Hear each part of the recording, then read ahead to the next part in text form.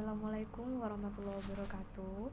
Perkenalkan, nama saya Syarifah Indah Fitriani dan dua rekan saya, Maltu Famina Iza dan Rahadian Ayu. Kami di sini dari kelompok 4 akan mempresentasikan terkait sejarah perkembangan akuntansi di Amerika Serikat. Baiklah, di sini pertama-tama saya yang akan mempresentasikan terlebih dahulu. Perkembangan akuntansi di Amerika Serikat. Dilakukan pengujian dan analisa pada prinsip dan teori akuntansi yang berkembang melalui 4 fase, yaitu fase pertama, fase kontribusi manajemen, di mana dimulai kisaran tahun 1990 sampai 1933. Pada fase ini memiliki formulasi prinsip-prinsip akuntansi dari meningkatnya jumlah pemegang saham dan peranan ekonomi dominan yang dimainkan oleh perusahaan-perusahaan industri setelah tahun 1900. Posisi dari AIA atas permintaan dari Komisi Dagang Federal adalah bahwa tidak ada biaya penjualan, beban bunga atau beban administrasi di dalam biaya overhead pabrik. Penentang atas posisi dari institut ini menghadapi pernyataan di dalam laporan yang mengatakan diperhitungkannya bunga di dalam biaya produksi adalah teori yang tidak berdasar dan salah, dan dapat dikatakan mustahil di dalam praktiknya. Kedua, fase kontribusi institusi.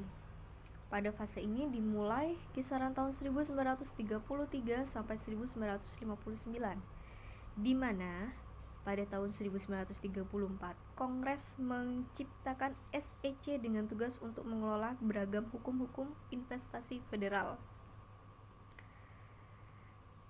Setelah publikasi yang dilakukan oleh Ripley di dalam suatu artikel yang mengkritik teknik-teknik pelaporan sebagai sesuatu yang memperdayakan, George O. May, kebangsaan Inggris, mengusulkan agar Institut Akuntan Publik Bersertifikat Amerika atau AICPA memulai sebuah usaha kerjasama dengan Bursa Efek. Sebagai akibatnya, komite khusus dari AICPA melalui kerjasama dengan Bursa Efek menyarankan solusi berikut ini, yaitu yang pertama, alternatif yang lebih praktikal adalah membiarkan setiap perusahaan untuk bebas memilih metode-metode akuntansinya sendiri di dalam batasan yang sangat luas. Kedua, sebagai tambahan, komite mengusulkan percobaan resminya yang pertama untuk mengembangkan teknik-teknik akuntansi yang berlaku umum, dikenal sebagai prinsip-prinsip umum. Selanjutnya, pada fase kontribusi institusi, setelah diterbitkannya ASR nomor 4 oleh SEC yang menantang profesi akuntan untuk memberikan dukungan substansial dari yang berwenang bagi prinsip-prinsip akuntansi yang berlaku, dan meningkatnya kecaman dari Asosiasi Akuntansi Amerika. Sehingga pada tahun 1938 diputuskan memberikan kuasa kepada Komite Prosedur Akuntansi atau CAP untuk mengumpulkan keputusannya. Selanjutnya, fase kontribusi profesional. Pada fase ini dimulai kisaran tahun 1953 sampai 1973. Komite khusus tentang program riset mengusulkan pembubaran CAP dan departemennya yang diterima oleh AICPA, dan kemudian didirikan Accounting Principal Board atau APB dan The Accounting Research Division atau ARD untuk meneliti tentang isu-isu yang merupakan prinsip-prinsip akuntansi yang diterima umum. APB kemudian menerbitkan berbagai pendapat untuk membahas isu-isu kontroversial, namun upaya tersebut tidak berhasil, sehingga APB diserang dan dikritik karena opini yang bersifat kontroversial. Selanjutnya, fase politisasi.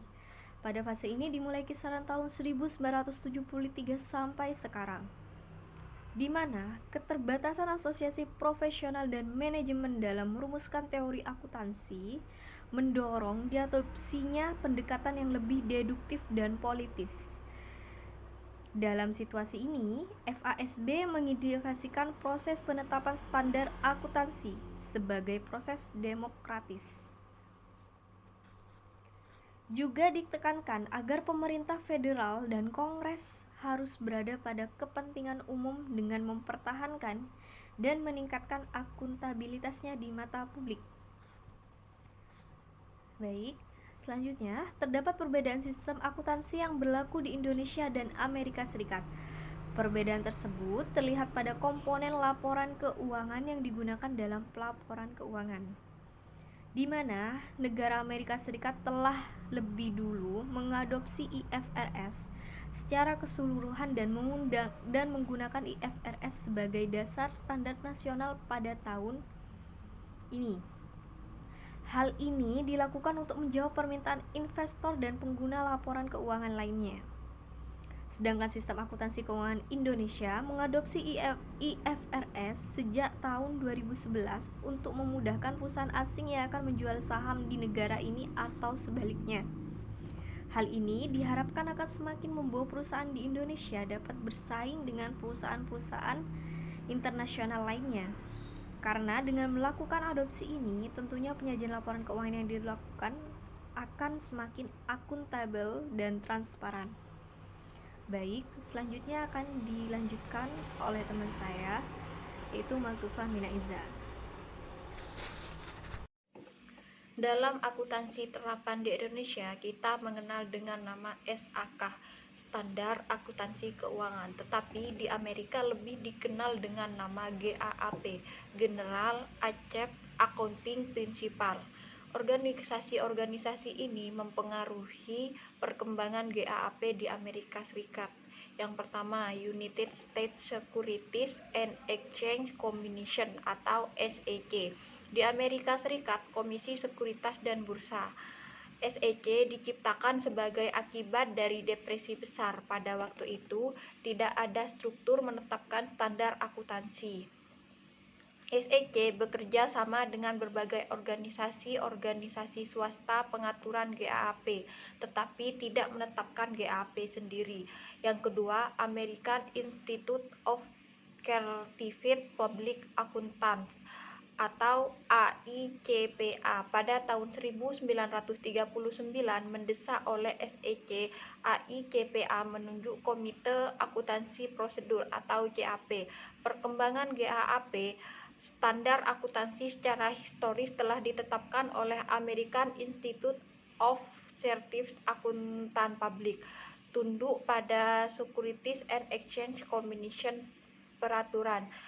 The AICPA pertama kali membuat Komite Prosedur Akuntansi pada tahun 1939 dan diganti bahwa dengan prinsip akuntansi Dewan pada tahun 1951.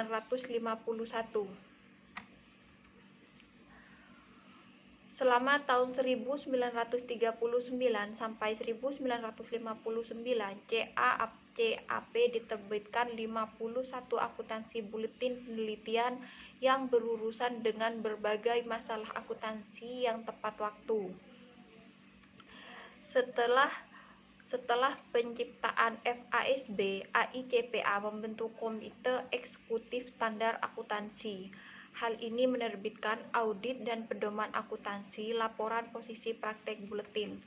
Yang ketiga, Financial Accounting Standard Board atau FASB.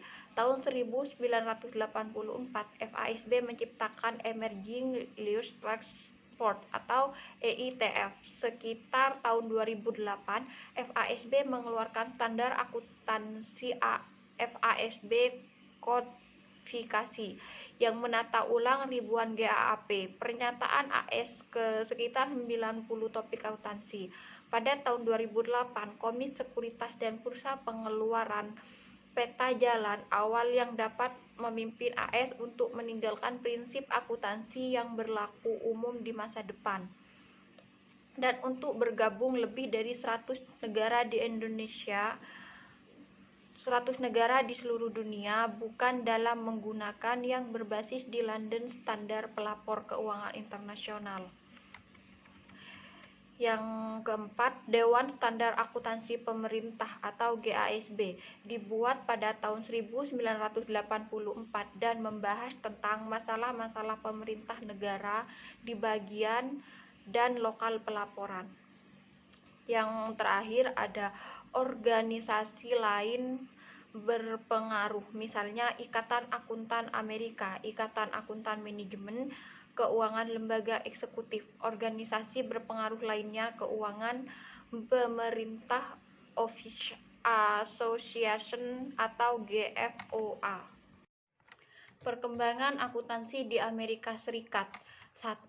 Era sebelum berdirinya Stock Exchange Commission. Di tahun 1900-an, masyarakat Amerika Serikat sudah mengenal perdagangan saham. Informasi akuntansi suatu entitas dicari oleh masyarakat yang ingin melakukan transaksi sekuritas karena digunakan untuk menilai kinerja manajemen.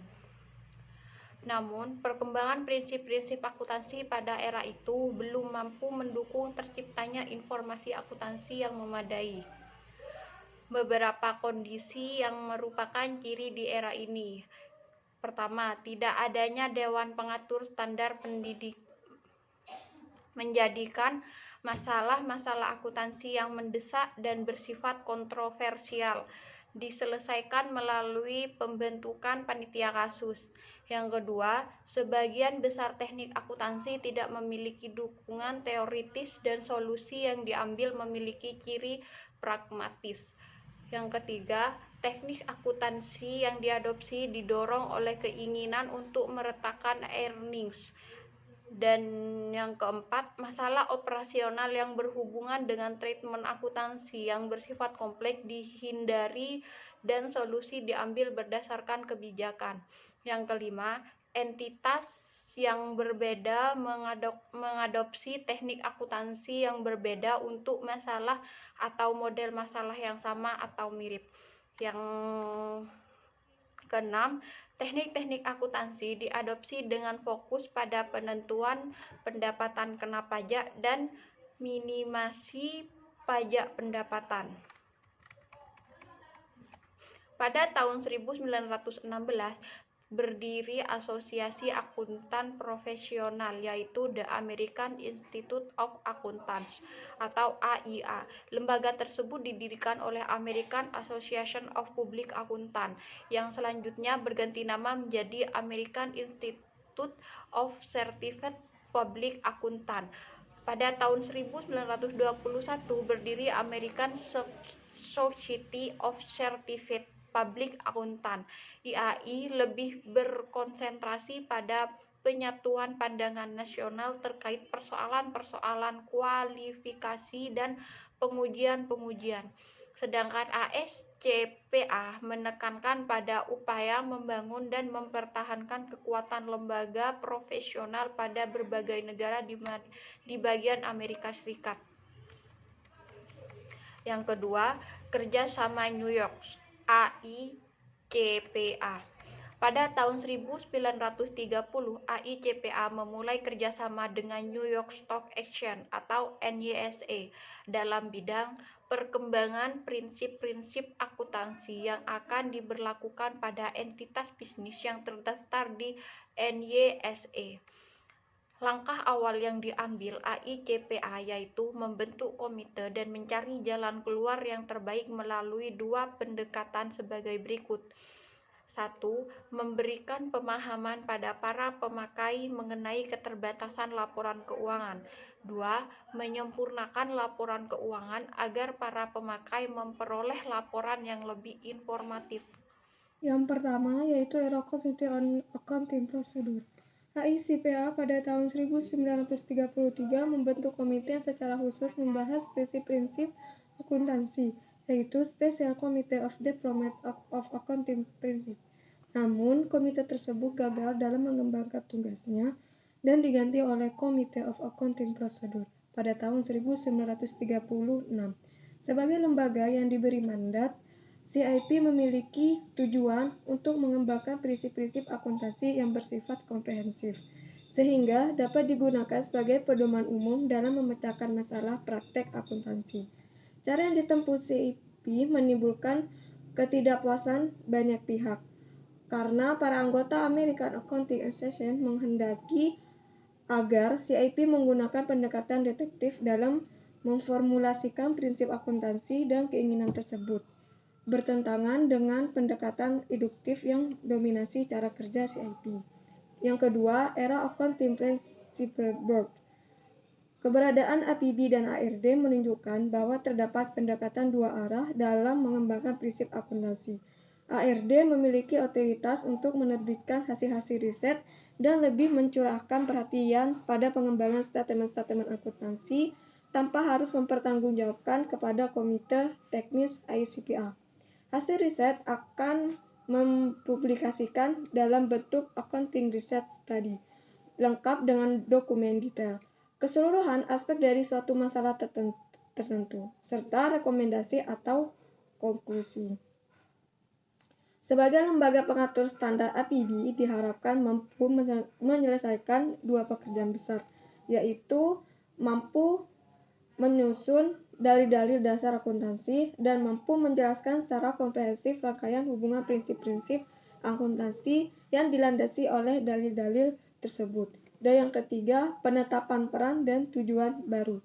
Pembentukan IASC tahun 1973 dimasukkan untuk mempromosikan harmonisasi standar dan prosedur akuntansi ke seluruh dunia. IAS dikeluarkan oleh IASC untuk memenuhi tujuan itu. IASC tidak memiliki kewenangan untuk mewajibkan masing-masing negara atau entitas untuk mematuhi standar. Pada tahap awal berdirinya IASC tidak memiliki satu set standar akuntansi, dan sebagian besar negara maju telah menetapkan standar akuntansinya mereka. Hanya beberapa negara saja yang tidak memiliki standar, yang kemudian mengadopsi IAS selama periode tersebut, dan selanjutnya menerbitkan tambahan dan revisi dari IAS yang kemudian semakin banyak negara mulai berpartisipasi dalam kegiatan IASC. Tujuan IASC Foundation disempurnakan sebagai berikut. Yang pertama, untuk mengembangkan satu set standar berkualitas tingkat yang dapat dipahami dan berlaku secara global demi kepentingan umum. Pelaporan keuangan yang berkualitas terutama untuk membantu pelaku pasar modal dunia dan pengguna lain dalam bentuk keputusan ekonomi. Yang kedua, untuk mempromosi penggunaan dan penerapan standar yang ketat. Yang ketiga, dalam memenuhi tujuannya yang berhubungan dengan poin 1 dan 2 di atas, IASC bertujuan untuk memperhitungkan sebagaimana mestinya kebutuhan khusus entitas kecil yang menengah, serta entitas ekonomi baru, dan untuk mewujudkan konvergensi atas standar akuntansi nasional ke IAS dan IFRS yang lebih diarahkan pada solusi berkualitas tinggi. Dan yang terakhir yaitu kesimpulan dari video ini, yaitu berdasarkan pembahasan sebelumnya dapat disimpulkan bahwa akuntansi merupakan instrumen yang penting untuk menjalankan bisnis. Akuntansi lahir di Amerika Serikat dan kini akuntansi telah berkembang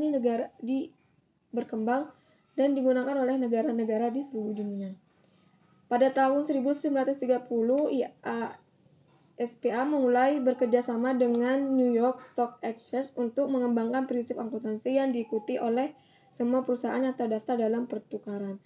ICPA pada tahun 1933 membentuk komite secara khusus membahas prinsip-prinsip akuntansi, yaitu Special Committee of the Format of Accounting Principles. Namun komite tersebut gagal dalam mengembangkan tugasnya dan diganti oleh Committee of Accounting Procedure pada tahun 1936.